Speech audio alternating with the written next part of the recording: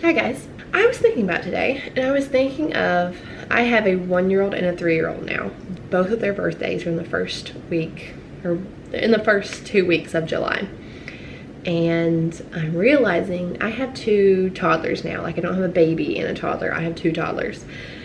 And with 2 toddlers, the mood in the day can very quickly go very chaotic and very crazy and there can be a lot of crying, a lot of whining, a lot of tantrums. And so I'm not an expert. I'm not coming at you saying this is the things you absolutely should do, and some days I don't do these, and I'm not a perfect person, and I whatever. But I thought I would share some ways that I have found really ground my kids, because I found that that's the big thing with them, is a lot of the times the tantrum and stuff is they need to be grounded. And so I thought I would just share some little things I have found that kind of helps to ground my kids whenever they're in that like mode of absolutely melting down, and where the whole house feels like it's gonna explode if the kids just keep on with the mood they're in. Okay, so the first thing I tend to do, I take them outside barefoot. Now we have the luxury of doing that. The apartment we're in right now, it's a shop apartment, and we have acreage around us, so my kids can go outside barefoot. So if you are able to get your kids outside barefoot, that's huge. Their bare feet on the ground really grounds them. There's actually studies that show like that being barefoot on grass is really important for you. So yeah, I try to do that. That's like our number one, like our first resort is normally we go outside, we're barefoot. They get to run, and sometimes if they're really crabby, they're still not really having it. If you give them a task to do, like find a cricket or find a butterfly or something that is really exciting for them. The thing I have on here is water. Now that can be letting them play with the hose, that can be filling up like a little kiddie pool, that can be a sprinkler, that can be filling up a little Tupperware tray. I know when my daughter was little, I would take a cookie sheet outside and I'd fill it with water, and she'd like put little trucks or different things in it. Water really grounds my kids a lot, and so any form where they can splash in water or play in water is really important for them. And I'm lucky enough, my grandparents have a swimming pool, so like I'll take them going swimming sometimes if I feel like we're having a rough day.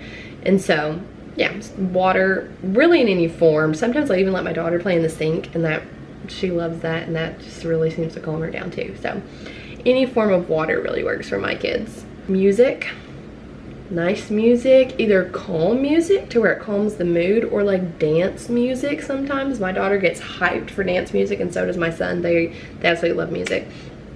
So any kind of music that lightens the mood.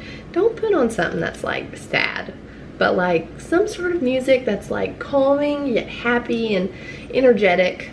Kids like on Spotify, if you look up acoustic sessions, there's like acoustic sessions 1 and 2. If I turn those on, they're upbeat, they're calm, but they're energetic, and I turn those on in the background. It always lifts my kids' moods. Drive, I put drive. So a lot of times the moods, it seems, come from if we've been in the house too long, because I mean, like as a mom, I have a lot of laundry to do, I have a lot of dishes to do, I have to make sure the kids eat. And so we spend a lot of our day inside, and my kids go stir crazy inside, and that's really the source of a lot of the tantrums we have in our home. And so just going on a drive, sometimes having the windows down and just driving, they're buckled down, they're calm, they're having to sit still, and then they're having the wind on them. My children love it. Take them to go visit other children.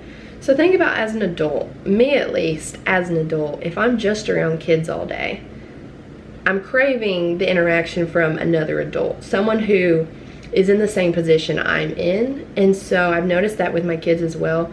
Their mood tends to go up sometimes if they get to be around someone who's kind of in the same boat that they are, and it's not just they're surrounded by adults all day and they're having to just interact with adults all day. I mean, kids want to be around kids too. As an adult, you want to be around adults too. So yeah, I love taking my kids to go play with other kids. It really lifts their moods whenever we're having a rough day.